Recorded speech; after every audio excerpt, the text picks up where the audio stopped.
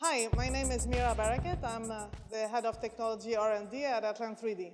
The Nanofabricator Lite is an atomic layer deposition tool, and what makes it special that it can deposit directly and pattern directly the material on your substrate. It is important because it can accelerate the material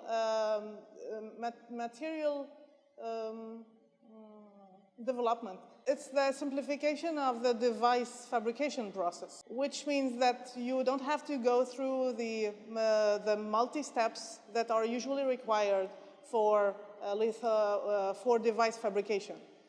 Usually when you make a device, you have to go through all these processes and lithography steps and material deposition and resist deposition. In this case, you can directly deposit and directly pattern your material on your substrate. We are putting interdisciplinary efforts in one machine, which means that we are bringing different technologies from different fields, and they are all combined in this compact machine.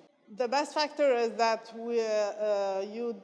the machine cost is really low compared to the high cost of clean room and all the different equipment that you might use for making your devices. In this case, all of your devices can be done with this one simple machine and compact machine.